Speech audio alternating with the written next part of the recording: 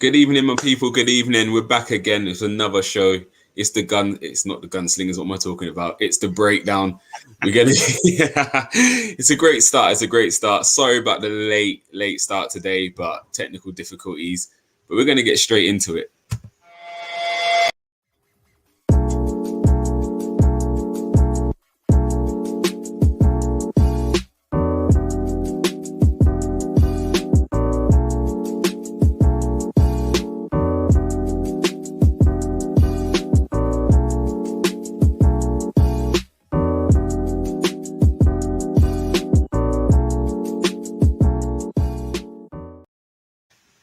Yes, welcome back, Pete's. Welcome back. It's the breakdown. I've got my man with me again, 2 weeks in a row. Well, Arsenal win them. I must have played blinder last time, or what? Yeah, star performance. A bit like Ramsdale and LACA. You have a good performance. What can we say? We have to bring you back. The fans were calling for you. So, how you been? No, man. It's hey, listen, man. It's been you know what they say, a week's a long time in football, man. But this last week's been a lovely week, to be fair. Do you know what I mean? Yeah. So, whilst all those are losing their heads, all around us are losing their heads, we're keeping ours and just chilling. Yeah, man. Like you say, a lot happens in a week, and El Sacico actually came true. True, for real. One manager got sacked. We won't delve too much into that, but do you think it's a bit harsh he got sacked after 4 months? Or I thought he was doing a great job, to be fair. Me too. I think as it is, I mean, yeah, I think it's very, very harsh. I mean, to give that guy that small amount of time, I think is very harsh. But hey, look, listen, they're going for someone I think that is proven. Obviously, a lot of promises have been given to this guy. We'll see what happens in it, really. Let's see what happens. Definitely. I think, do you reckon it's a positive move for them to move so early and just say it's not working? Time to go. It's decisive, isn't it? They got to pay for that. They got to pay for that stadium somehow. And the way they're going, if they're out of Europe, there's a huge problem. If they're not getting any extra income, there's a huge problem. Nice seats, but not nice football. Exactly that. Yeah, they are struggling. And yeah, he's pulled the plug. I think it's meant to cost him 14 mil. His contract was to buy out or something crazy like that. So yeah, that would buy you a Sambi Lokonga or a Tavares or someone like that, isn't it? So yeah, I tell you what, bit of a strange one. Yeah, a bit of a strange one. However, listen, if the guy comes in and does what he's been, what his remit and what his CV, I guess historically where he has done, what it's produced, then it's going to be interesting. But North London's still red. Yeah, don't get it twisted. It always will be. Always will be. Right, that's enough about them lot anyway. And this is more banter. Just because I don't think we touched on it. League Cup draw. We seem to have got the favourable draw. I see some Tottenham fans weren't happy about it. Yeah, do you know what? I think we need to shut that manager's mouth, because I saw an article beforehand saying that he'd want either us or Tottenham away. I'm like, well, be careful what you wish for. This is going to be it. Yeah. These guys, I tell you, we better put at least 4 or 5 past them. Yeah, and I think them comments should follow the players. You cheeky git. Cheek. Yeah. I mean, that is But you happy with the draw though? Yeah, I mean, listen, I if we lose this game, it'll be I guess I'll get clipped for this one, but if we lose this game, it'll be an absolute joke. You know, we've got to be now looking at, saying to ourselves, who can we get in the semis, really? Who do we want in the semis? But yeah, I'm confident. We're at home. You couldn't have asked for more, really. A League One team in a quarterfinals of a cup competition, which actually it would be good for us to get, because it will guarantee Europe. Happy days. As I said, last week was blessed. It's a strange week to be an Arsenal fan. Like, I'm not used to this feeling. Do you know what I mean? We're on a good run. We're beating teams that normally cause us a lot of problems. A clean sheet against Vardy's amazing for us because I think he's scored more goals against Arsenal than any other team in the league. And let's be honest, it's not like Southampton's haven't been in the league since he's been in the league. Do you know what I mean? Teams that haven't been relegated, who are Crystal Palace, he would have played them the same amount of times he played Arsenal. So it's saying a lot. He scores a lot against us. So to keep him quiet, it's a good thing. Do you know what I mean? And he didn't really have a sniff in the game, did he? Well, that's what I was going to say. There wasn't really. I think that was that Harvey Barnes, was it, with the header? But I'm trying to think. I'm not too sure. No. Listen, I just don't think that sorry. The two at the back, the pairing at the moment. They've got to stay fit, man. Got to do everything. Every time they go down, I'm getting worried. You're worried, yeah. But I think the key to our success and what we do this season is those two staying fit. If them two stay fit, including Ramsdale. I think those three at the middle there, they're all working together, and it's lovely to see, the actual camaraderie that's going on between those three. Definitely. Plenty of high fives, fist pumps, all that stuff. Love it, love it. Yeah, it bodes well. It does bode well. Yeah. But yeah, so the show today, I watched back the game. I'll be honest, my stream while I was watching it on was lagging a bit, and the rest of it. And again, we've talked about pressing a lot. So I thought we'd have to do something a little bit different on the breakdown today. There's been not the main factor for our turn of fortunes, but someone who's definitely been a part of it. We look back to the Palace game where, do you know what I mean, was on the verge of that first defeat in, I think, 5 games or something like that. Gabriel's first defeat for a while. It would be Tomiyasu's first defeat. It would have been Ramsdale's first defeat as well. And Lacazette came on. Not only did he score the equaliser, but he changed the game to a certain degree with his energy, his determination, his hunger. And that was rewarded with him starting. And since then, we've been on a good run. The football's been better. Yeah.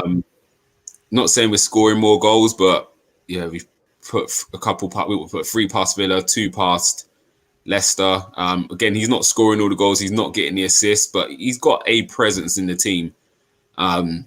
So yeah, so for that, I thought actually let's make today's show about him. Yeah.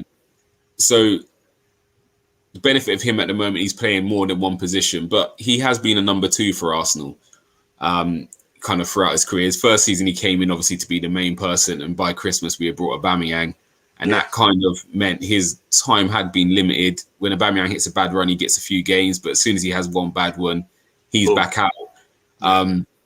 But you're like me, we grew up in the times of 2 strikers, and there was 2 behind that. So you look at the great Arsenal teams, like Kanu was a backup striker, Viltord was a backup. Obviously, we had Merson could play up there. Kevin Campbell wasn't always a starter. Do you know what I mean? Van Persie was young when he was coming through, Adebayor, and they've kind of played second fiddle to Armoury and Bergkamp for a while. Reyes is another one. The great Man United teams, obviously, you had York and Cole as your starters, but then you had Sheringham and Solskjaer as the backup. They had those guys. Yeah. So we've grown up knowing number 2 strikers, and I think they're dying out a little bit at the moment. I look at Tottenham, for instance. They've been trying to get a number 2 striker for years, and no one wants to go there to play second fiddle to Harry Kane. So it's very difficult to get yourself a good number 2. And in Lacazette, I think we've probably got the best number 2 in the league.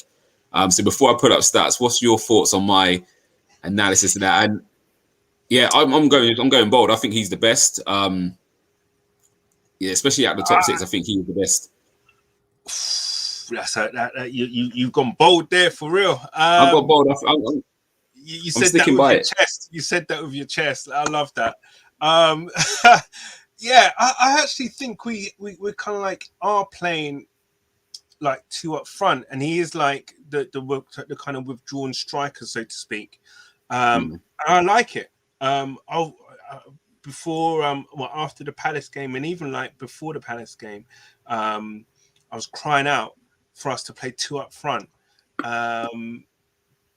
You know, to play Lacazette as well as Aubameyang, but not to put Aubameyang on the left. Do you know what I'm saying? To keep Aubameyang through the middle, because we saw it. You know, it kind of happened when those two were linking up against Palace. Things were happening, which didn't happen in the first half. And that's from A, Lacazette's energy, and B, two, you know, Lacazette knowing the kind of runs as a striker, you know, Aubameyang would like the balls that Aubameyang, and vice versa as well with Aubameyang, because he was doing it as well to Lacazette, and he was rewarded with the goal against Palace, and also a start, and he helps our start to a game. Okay, with his energy, the way he sits on their defensive midfielder, because a lot of the teams now like to have that defensive midfielder that picks the ball up and starts dictating, you know, their team's attack. So against Villa, he's stuck on Douglas Luiz, and Luiz, I rate him, very good player. I think he might be slightly underrated, to be fair. And he makes them tick. He was sorely missed yesterday, actually, against West Ham. But yeah, he gets them moving. Do you know what I'm saying?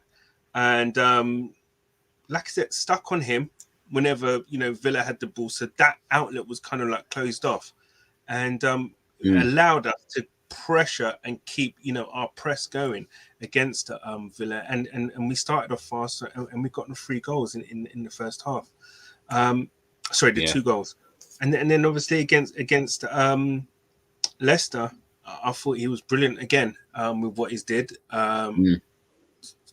Leicester changed the formation, hence we had to respond, you know, in terms of keeping the ball and actually now, you know, trying to do something different.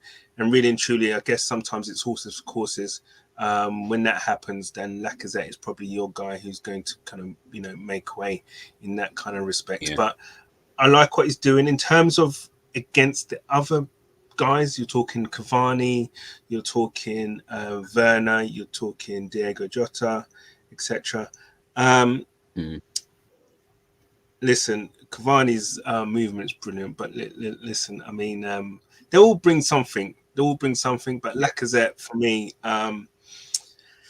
it'll be a shame if and when he goes, because he does add something. He adds the passion, and he is a good bloody player, and he does make things happen.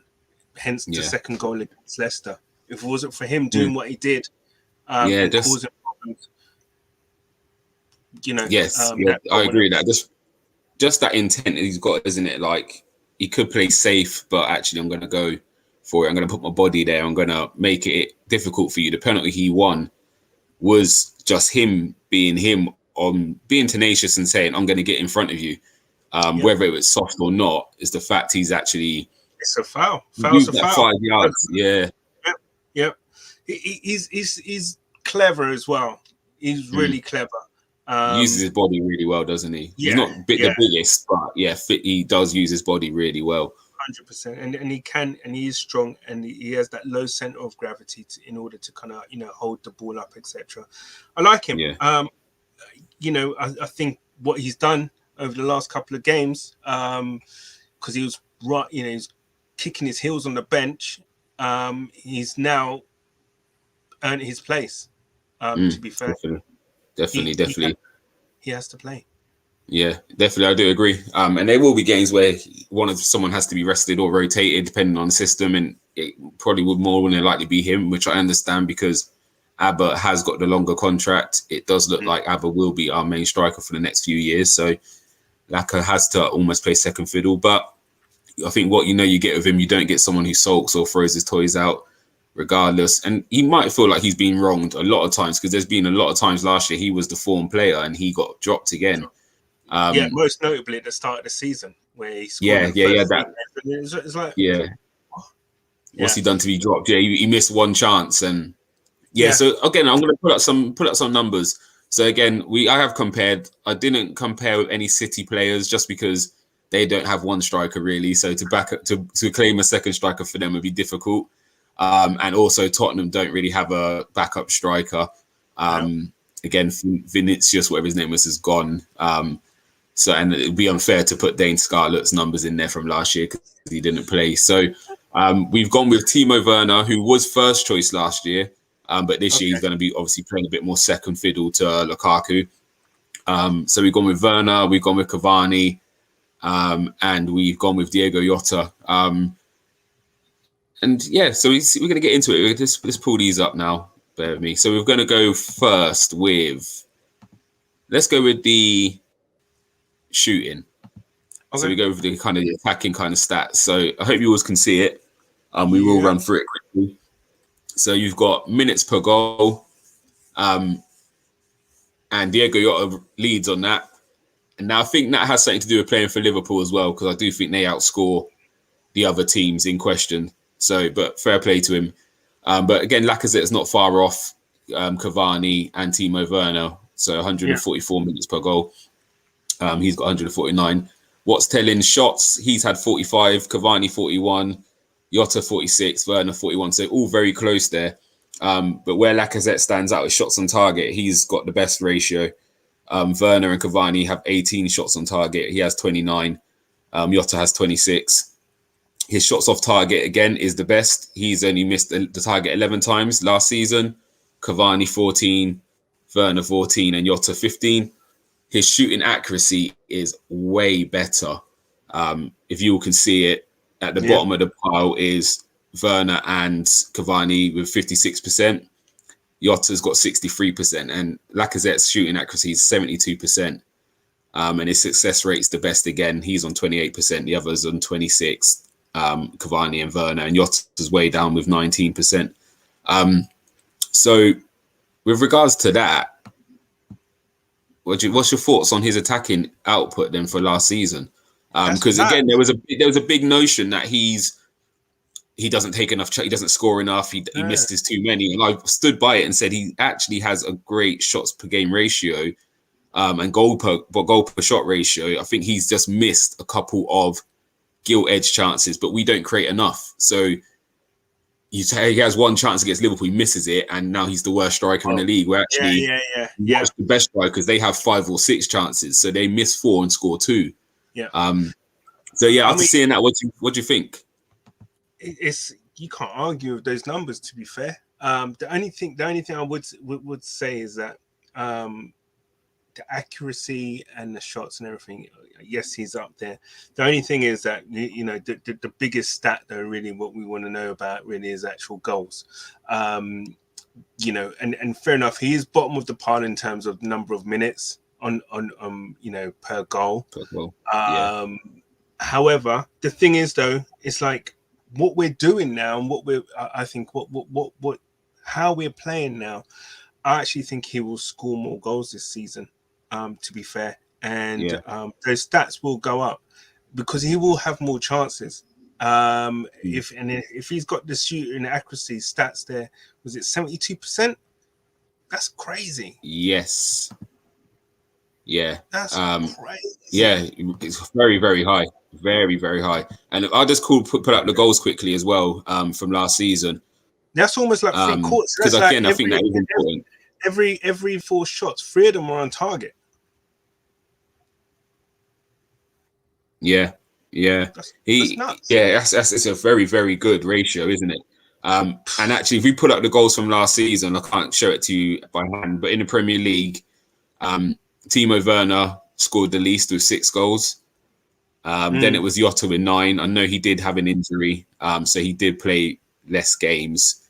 He had the least minutes, so he only played 1,100 minutes. Timo Werner had the most minutes with the least goals. Cavani then with 10 goals, and Lacazette had 13. So he's outscored them. But again, I don't want to make it all about goals because I do think there's a lot more to his game than just scoring goals. Yeah. I think So out of all of them, yeah, the in terms of, you know, I think he offers probably maybe not so. Jota's a different player to Lacazette and Cavani yeah, and Werner, where he kind of pretty much more likes to come off one of the wings. But I think out of all of them, I mean, apart from Jota, I would say Lacazette probably offers you the most. And you know, all round play, from holding the ball up, getting involved, making things happen. Whereas Cavani is your typical spearhead number 9. You know, wants to play off the last man kind of thing. And Werner is just Werner. I think Werner gets a hard rep. I think he gets a hard time because if he doesn't score enough, he does miss some guilty ones. Like Lacazette's are bad and Werner's 10 times worse. But he creates so much for the rest of the team. And I think that goes a bit unsaid. I think it's a bit unfair on him. That this guy has and had in that Chelsea team. I can't make excuses for the chances he misses, though. They are bad, aren't they? Yeah, come on, man. I mean, to be fair, listen, you got to get, you know, he doesn't hide. He gets himself into those positions. But yeah, how old is Werner now, by the way? How old is he? What, 24, 25?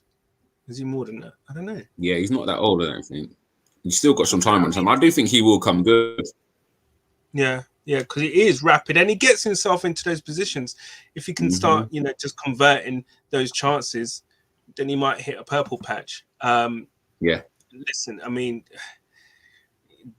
the players like your Van Nistelrooys and you know, your Henrys and all that, when those guys, I'd love to see their stats in terms of, you know, conversion, minutes per goal, kind of accuracy and all that, because those two were probably one of the best, you know, apart from Shearer, in terms of finishing. Ridiculous. Definitely, yeah. They were very clutch, weren't they? Anything in and around that box.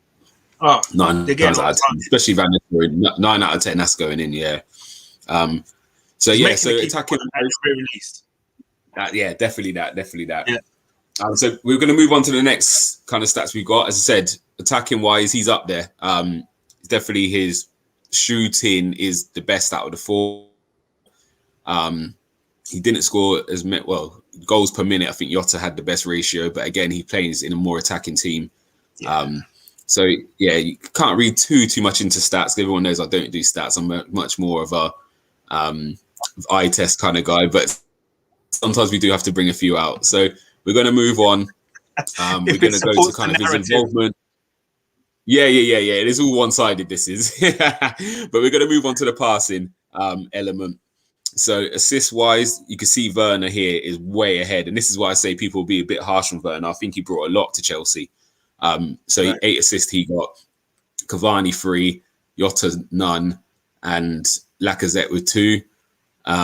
Again, big chances created. Lacazette 2, Cavani 5, Jota 2, and Werner with 10.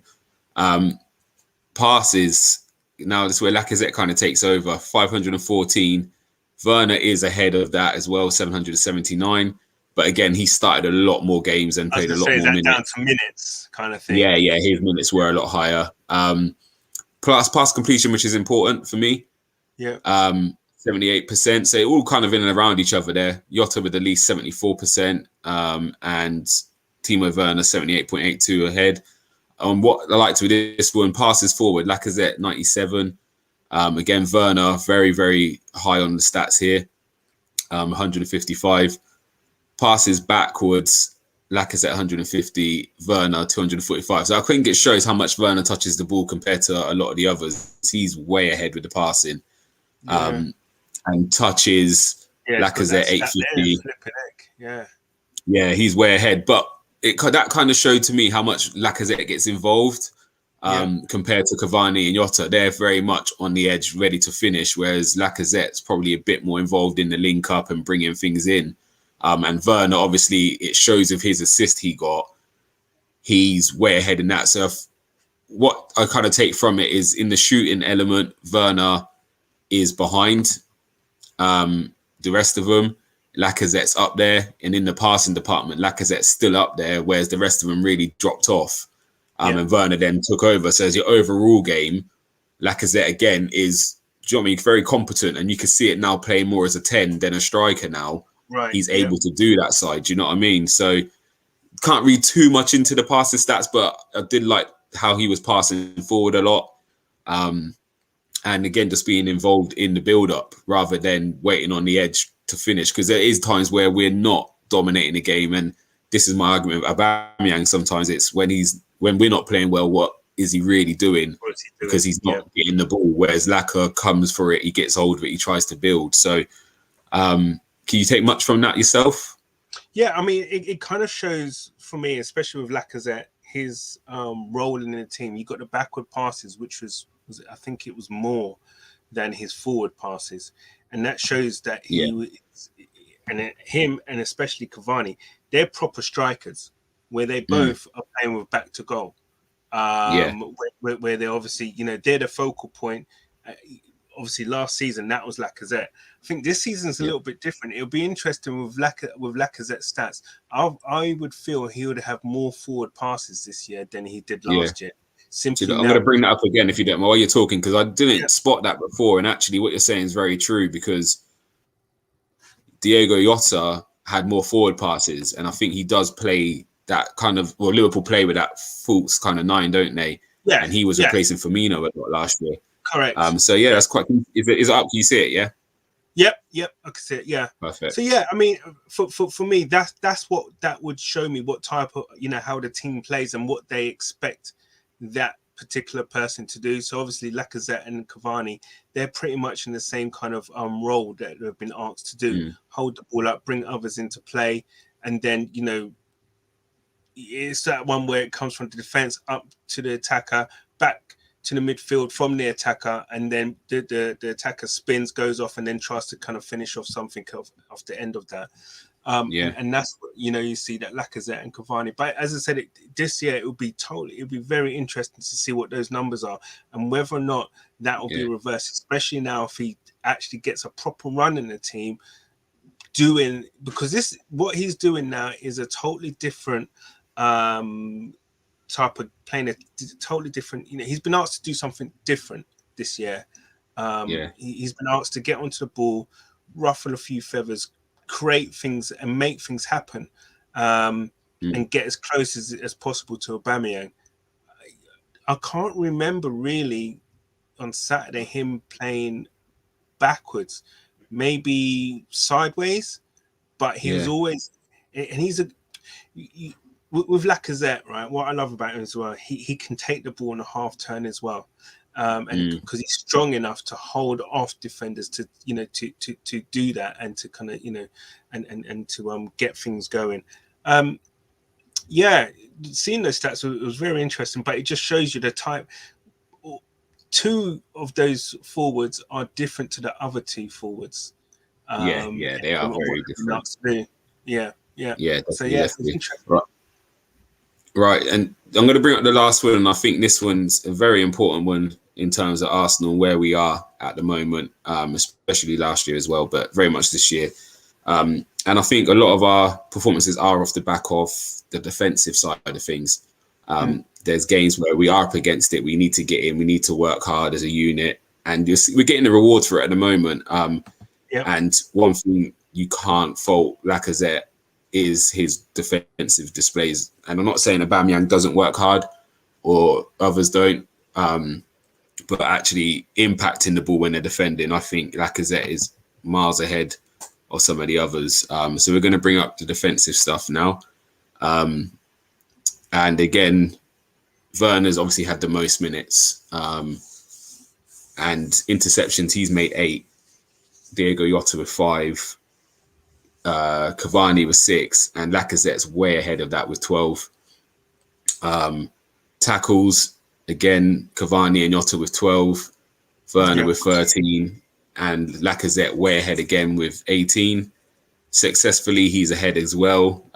He's got 10, Cavani, Werner 8, Jota 6. Last man tackles, so he's getting back and being the last man. He's That's got one, mad. but the others don't have any. Yeah, which is very strange. Take the clearances. I'm going to guess they're more from defending set pieces. Yeah. So But even still, he's Diego up there. Jota, You think someone like yeah, he's still Cavani, ahead. Yeah, because Cavani at corners, you'd put him near post, right? yeah. Someone like that. So yeah, I think Werner will probably get something similar. They'd be the front post guys, and they might all do the same. It'd be interesting to look, but yeah, as you can see, Jota probably doesn't come back for defending set pieces. He's only got 3 clearances, whereas Cavani 11, Werner 12, and obviously Werner has played a lot more minutes than the other two, and Lacazette with 13. So he has a big impact in our defensive area. Headed clearances again, he's ahead. He's on 11, Cavani 8, Jota 2, Werner on 9. So he's ahead again. And aerial battles 1. This one surprised me. Jota's 14, but he scores a lot of his head actually. He does actually. He does score a lot of his head, but Werner 11, Cavani 10, but Lacazette 28 aerial battles 1. That's massive. And again, that might be both boxes. That might not necessarily, because I don't think we played many long balls to him up the pitch. So I'm guessing that's a lot more defensive or second balls where he's winning. But that bodes really well. For me, that's telling. With everything we spoke about the last few weeks of winning the ball higher up the pitch, stopping teams play, pressing higher, like we've all spoke about when against Palace, against Brighton, we dropped a bit too deep, we couldn't get out. Them numbers there kind of could really, really make a big difference to getting us playing higher at the pitch. And just getting back on the front foot and defending things. And our defensive record we've looked a lot more solid, and I think he does go to help with that. What's your thoughts? Wow, that is very, very kind of like crazy numbers, man, because it just shows how much work he gets through. I think it's good in a sense. I mean, and I can understand now. I see it. I understand even more so now why Arteta took him off against Leicester. It's all well and good that he does all of that and stuff. And I think the reason why he took him off was because he was getting through all of this work. But however, there was no one then really close enough with Aubameyang to actually kind of hold that ball up, or even not even to say closer with Aubameyang, but with the ability to hold the ball and see a pass, to someone else. That was the only thing I would kind of say on Saturday as to the reason why Arteta took him off. I mean, clearances, battles, tackles. Listen, man. I mean, he does everything, man. It's just nuts. I can't believe those numbers. I mean, compared to everyone else, he's getting through some serious amount of work, and I guess in essence, Aubameyang would love him to be up, because he does pretty much a lot, 3/4 of that donkey work, really. That that forwards need to do, because when, as you know, we defend in like a 4-4-2, and with the amount of work, and not only that, you have to be clever as well in what you do. There's spaces that you take up and everything, and obviously looking by that, interceptions and everything. Lacazette's clever. He's almost reading what is going to happen. So listen, I those numbers there, with Aubameyang, with his pace and everything, and with him and his his guile and everything, it can only work well for us in what we need to do and what we want to do to keep us on the front foot, to keep us when we're starting and we're playing quickly, and trying to start quickly. They're the kind of things that keep us on that front foot. Yeah, and I think it's important because, again, the 3 players you compared him to aren't players who are lazy or just want to hang around. Cavani's renowned. Everyone talks about Cavani's work rate, like nicknamed Tarzan. They say he's one of the fittest in the club, even at his age. So he's not like he's not getting about the work, but them numbers are scarily good. It's all about working smarter, man. You know what I mean? Yeah, that's it. That's it. It's working smarter. Working smart, yeah. So yeah, we'll start sharing that now. And again, it's not a bias thing. Obviously, I think other teams will probably be able to find stats to back up their players more than our players. And obviously, I've just picked on what I feel is important for Arsenal at the moment. But with regards to him being the best number 2, I do feel he probably is the best backup striker in the league, even though he's starting now a few more games because he's playing a different role. But with regards to him, obviously, there's no secret he's in his last year of contract.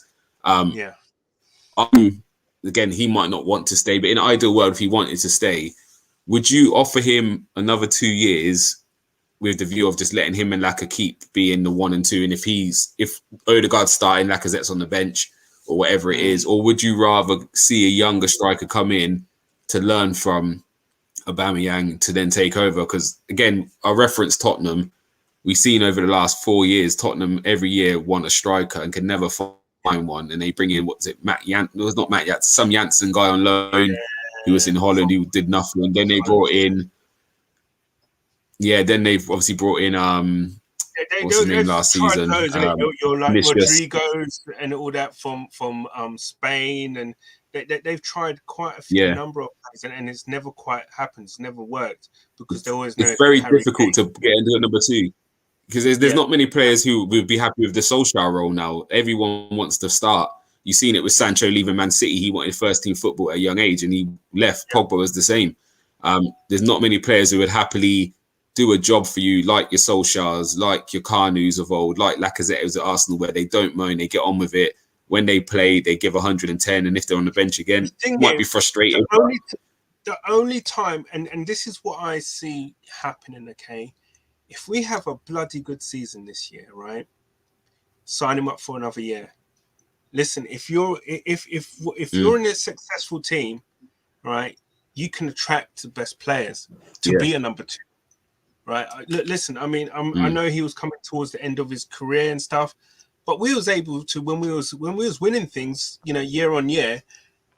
We got Devasuke. I mean, this guy. Do you know what I'm saying? As a number 2, he knew he was going to be a number 2.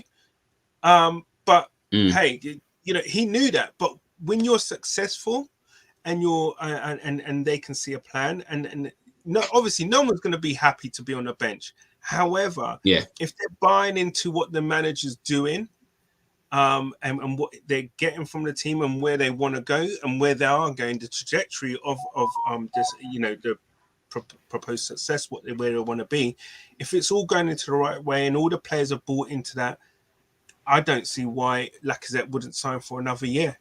I mean, that used to be our. And I think probably I remember thinking at the time it's a bit of an odd kind of rule to have. Players over 30, we only offer them a year's contract. But hey, you just don't know what you're going to get with players over 30 now. Whether they have a bad injury, whether the form dramatically dips. Sign him up for another year. So also as well, because you got other players that are coming through. You got your Baloguns coming through. Also, as well, you got to think about what's going to happen in Ketia as well, and you don't want to stifle. Look, listen, if Lacazette is doing the business and he's pulling up the numbers and stuff, you just give him a year-on-year contract. You just, you manage it that way, and I think maybe that might be something that they need to get back to at the Arsenal. But as I said, if the players are buying into it.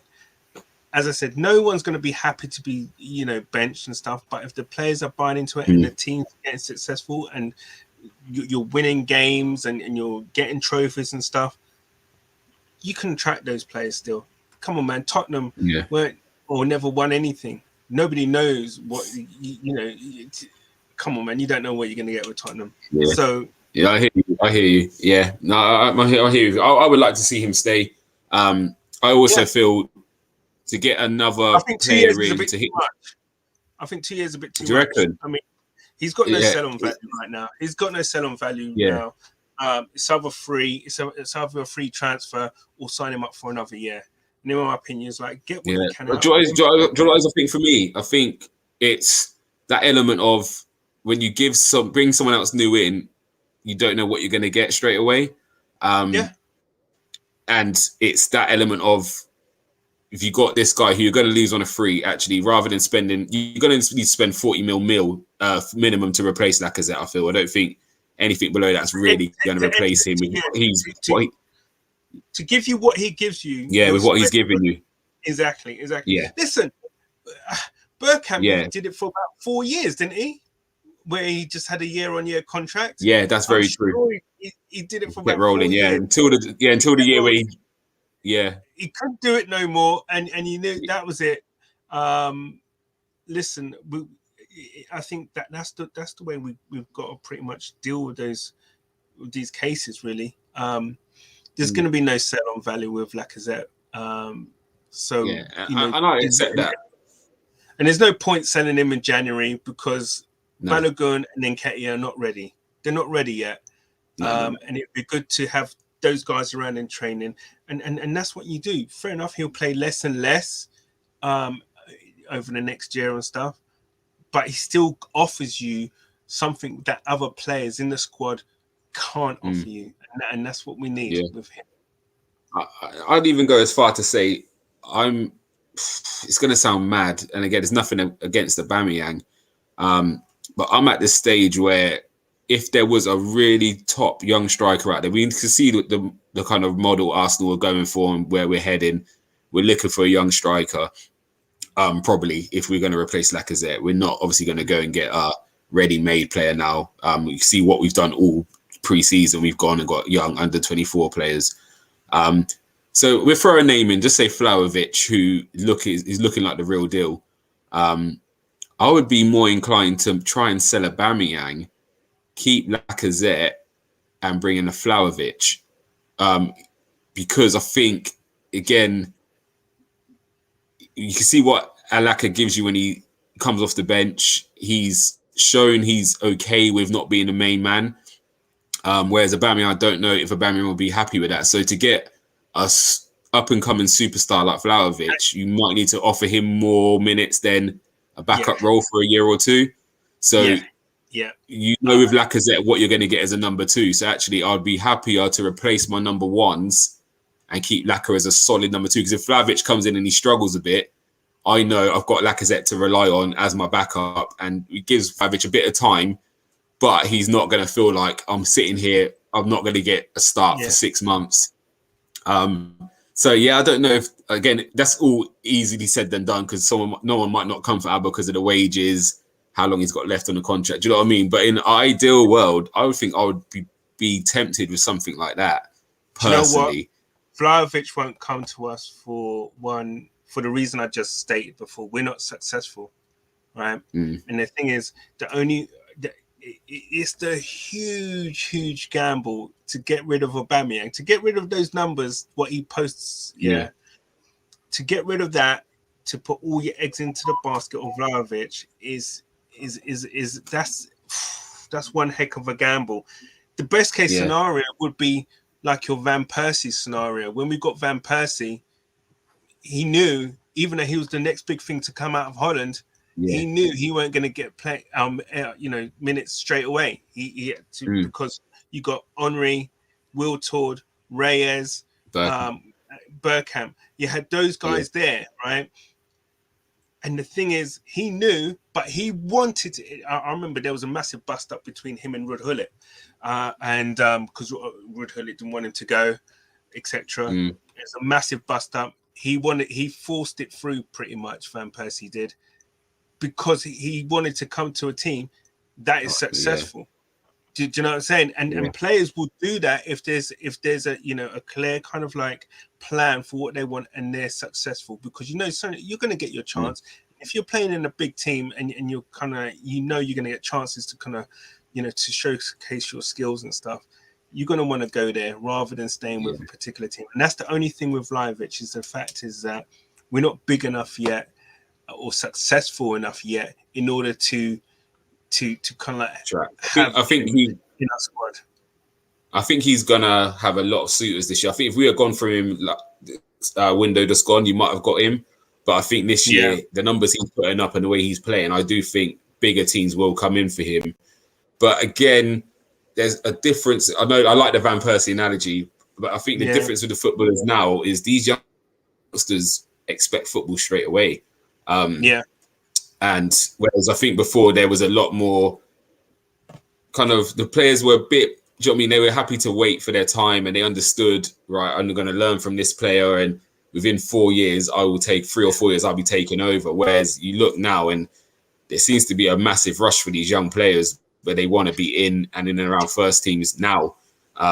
So we'll see what happens. We'll see what happens with it. No, I heard that. One thing I would say, right, and what I've noticed about and what's becoming apparent with our squad right now is the fact that we're winning games, right?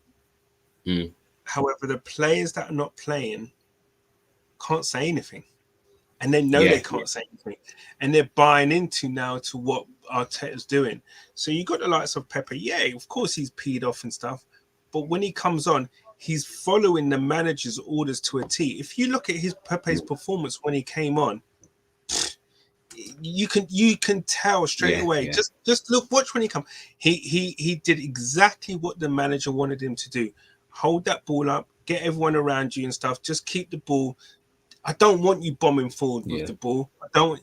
You watch. He got the ball and then came back and then kind of played it off and stuff. And rather than kind of going forward, let's keep possession. Yeah, and the thing is, when things are going your way, they want to do anything and everything in order to stay into that team. So if it means following the manager's orders because they know it's right and stuff, and they want to play, they're going to do that. And that's what's happening at the moment. Definitely. And that's what's so refreshing right now is that everyone is starting now to buy in to what Arteta is doing. And it's really, really good. Listen, we only got 3 games, I think, in November, which is because November is always a notorious month for us. So there are 2 home games and 1 away game, I think, is against Liverpool, and it'd be interesting to see what happens, and if we're lucky with injuries with the international break as well. Yeah, fingers crossed. So just before we go. Like you said, I like the fact you touched on the players and everyone's kind of having to step up, even the guys off the bench. So we're going to quickly run through player ratings.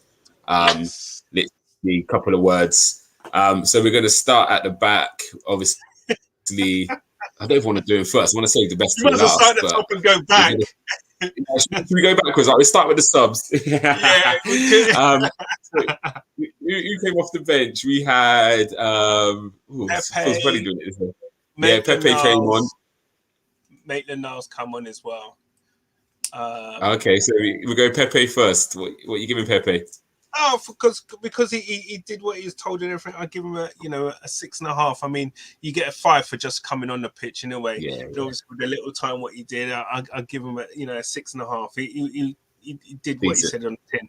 I think he done well. Yeah, I think he actually done well. He held the ball well. Got us out of trouble a few times. Another sub, by the way. Odegaard was another sub. It was Odegaard. It weren't Maitland-Niles. It was Kolasinac who came on. That's right.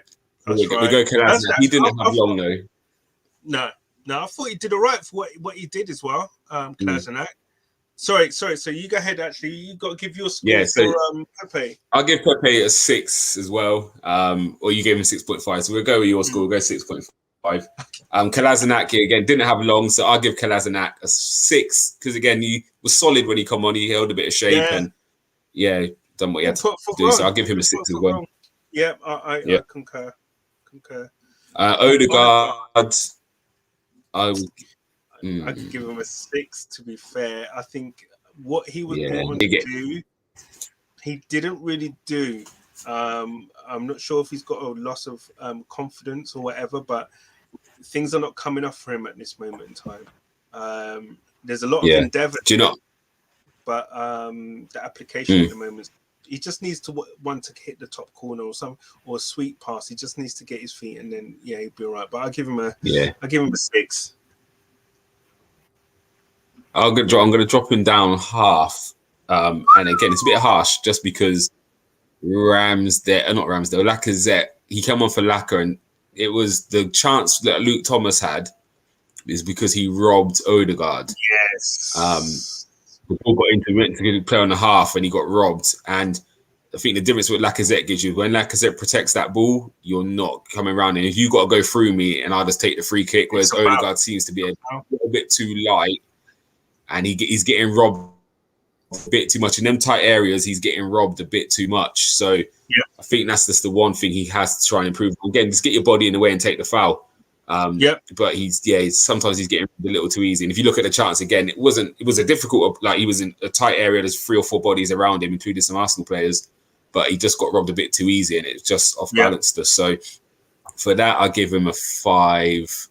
But actually, I'll give him a 6 because then he did keep possession well when he got the ball. And I think that's what we needed because, again, it was time to settle the game down, use the ball wisely, keep possession, just kind of see the game out. So I'm not going to be overly critical, but what did you give, a 6?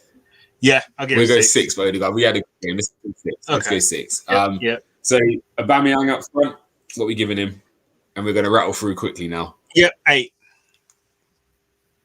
I'll give him an 8. Yeah. I'll go 7. Okay. I thought you were he didn't really have that many chances. The chance that he should have had, the guy should have been sent off because he did exactly what, him scoring then, he would have finished that, or he would have made it work. Yeah. So, I'll give him an 8, actually. I like the way he works with LACA. Yeah, I'm not mad at it, but I'm just evil because LACA's my guy. 7.5. So I'll give it a 7.5. We say 7.5 here score. We average out our scores. Lacazette. I'm gonna put Silver Fox. I'm gonna put Tony Silver Foxes up as well, so you can be a part of us. Okay. I was gonna give LACA 8.5. Yeah, he's got 9. I'll go with 8. Because of his first half performance, I thought he was brilliant in the first half. Yeah, and again was involved in that goal. Yeah, You know what I mean? But because he does what he does. One or two things is going to happen, and the one is he'll actually get his half a yard, or 2, he'll get tackled and he'll cause mayhem, and it will just bounce off to Smith Rowe, and bam, that's what happened. Yeah. You can't touch it. So When you're in the box, I think overall, you can't touch it. Can't get near him. Yeah, definitely. So I think what we do the right thing. We give him a 8.5. So put your score, my score, and Tony's score together. We get an 8.5. Yeah. Saka. Yeah, he first half he did all right. Faded in the second. I think 7.5 is probably about a fair score for him. Yeah, I think a 7. Again, I can't disagree. I think Arteta got it right taking him off. I do think he was the one out of the kind of front 3 after Lacazette who needed to come off. I can't argue that. I think a 7's fair. And again, it's quite nice that him and Tierney don't have to play well every game and we're still winning. Because last year there was times if one of them two wasn't playing well, we knew we wasn't going to get anything. So it's quite nice not to have to be heavily reliant. He's always a threat, and that's what I'm actually liking about Saka now, is that when he gets the ball, I expect now something to happen, and that's it, because I think Sionchu he was up against most of the time. I think he gave him a horrid game. Yeah, it wasn't an easy game, but again, we're scoring him 7 because we're saying it's not just like not even like he's had a bad game, but what we see of him, we obviously know he could do so much. So. Yeah, fair play to the kid, because most kids at that age playing that level, you'd probably be giving them a 9 because you're saying at 20 years old to do that against seasoned internationals. Yep. And actually, we almost marking him down because of how good he has been. So, fair play to the kid. ESR, Tony's gone 8. Argo 8. What are you saying, Phil? ESR? I think that's probably about fair, to be fair. Yeah. Decent. Lokonga and Partey, he's gone 7 for both. I'm going to score them both up. I'm going to go 8 for both because you're playing against a Leicester team with some great midfielders. Tielemans at the moment has been unplayable. Some of the goals he's been scoring. Yeah. And Samari he's a player. And to be fair, we kept him very quiet. Yeah, and then Maddison in the 10. And Maddison only got a sniff from the free kick. So to actually marshal them free, that was LACA. I feel maybe massively helps. Yeah. It was LACA was on Samari, but I mean, I think you're right. Actually, I'll give both of them an 8. To be fair, I think they should score high for what they've done off the ball than actually what they've done on the ball. I think, as I said, the key battles are Leicester's midfield. Becoming quite a good pairing. Yeah, definitely. Tavares, Tony's gone 8. What are you going? I like an 8 for that, because especially for his first half, they didn't come down his side really, to be fair. No. So yeah, I mean, the only thing he needs to do is sort out his end product, and he'll be a proper player. But as you said, you know, the testament to him that we don't really notice the drop between him and Tierney is testament to him. So yeah, no, an 8. Brilliant. And Gabriel? Yeah, I'll agree with that, with a 9. Yeah, we'll go for 9. Yeah, he was Colossus again. I think he scored. Yeah, I'll go Ben White 8. I don't agree with Tony there. Yeah. 8 for Ben White as well. 8. The only thing I saw that he did a little bit silly was his shoulder barge on Maddison. Yeah, that's the only thing I was thinking. What are you doing? Come on, man. Yeah, definitely. You should know better. Especially Maddison is a very, very good free kick taker. So, and Tomiyasu, I think he deserves an 8 as well. Yeah. I do think Nuno is probably better going forward than Tomiyasu, but defensively, Tomiyasu just does what he has to do. I think that whole back line, nothing below an 8. Nothing below an 8. Yeah. Ramsdale, someone's gone for a big 10. I think this might be our first 10 of the season. Are you in disagreement? I can't disagree with that, to be fair. There's only he only made one mistake with one pass, but I give him, I allow him that. Everything else, it was just like, I was just looking at my son, and you know, for some of these passes, and thinking, what the hell? What is this guy doing? And the range of passing was a joke. Yeah. The half volley he hit was unreal. The one out of his hands. Yeah. He just cut it perfect. LACA got it spun, was gone. Again, the Evans that should have been a red card was from his pass to Aber as well. And I haven't seen that from Arsenal, that ball to beat a whole team like that, and it gives you other weapons. So yeah, I agree. And the saves, we'll leave that to Peter Schmeichel to talk about, because when you get that kind of for Schmeichel to say that. Yeah, it shows you how good that save was. And yeah, these other fans coming out the woodwork saying, "Oh, it was in the middle," and whatever it was. Oh, for God's sake! Leave it alone. Just applaud it. Gonna hate. Yeah, they're gonna. So yeah, Ramsdale, you get the first 10 of the season. I think everyone's man of the match. And then with Scott Arteta, what do you think Arteta should get? Tony's gone 8. With that, with 8. I mean, listen, the team from against Villa pretty much picked itself. So as long as everybody was fit, then you just stick with that same team. And to be fair, he addressed the team when we was kind of getting overrun a little bit in the first 15 minutes. He made the change. Fair dues to him. It was after 10 minutes he made the change. So yeah, no, well done to him. And he got his tactics spot on. I'm inclined to give him a 9. I think since the final, the FA Cup final, I think this is probably one of the best games he's managed us in, I would say. Again, I can't recall every game, but I think just actually the way we controlled the match against a very good team. A team that's just finished out the top. Better, the final or the semi? Both of them were unreal, actually. The semi was different, actually. Semi was, I think that was his shining moment, was the semi. But this was a game where, again, I feel we had total control. Even we had that little 20-minute period where they're on top, but he managed it well. We come out the other end and then controlled the game again. And that's something I haven't seen us do. Like, sometimes we get through a game by a bit of luck, a bit of fortune, or individual performance. But actually, I think as a collective, they looked really well drilled. And then we had more threat going forward. Again, Palace Brighton, we couldn't get out, whereas this game, we actually was able to get out. We maintain a high standard of football. So, yeah, I'm going to go 9. You've both gone at 8. So we've settled on at 8.5 for Arteta. So I'm happy with that. Yeah. Decent. So, yeah, we've got another game this week, and then it's international break, I believe. That's correct? So hopefully we can... So we've got Watford at home. And then, international break, and then Liverpool away. Then Newcastle at home. And then is it United after that? Yes. Yeah, so it's going to be an interesting start. But I think the run can continue. And obviously we are going to touch upon this more. So we've got Gunslingers this week, and we'll have a preview show as well. So make sure everyone tunes in for that. Candace, it's been a pleasure having you on, as always. My pleasure's all mine, man. Seriously, decent. And I'll tell you if you're watching, I know you do, because every time we predict something, you do it. Lacazette needs a new contract, mate. So yeah, let's get that sorted out for us, and we'll be happy. 100%, yeah. So yeah, guys, at the very least, yeah, it's decent. But yeah, make sure you keep tuning in. Lots to come from this channel. And yeah, we'll see you next for Gunslingers. So guys, thank you very much for tuning in. Canners, thank you again for being a part of this show, and we're out.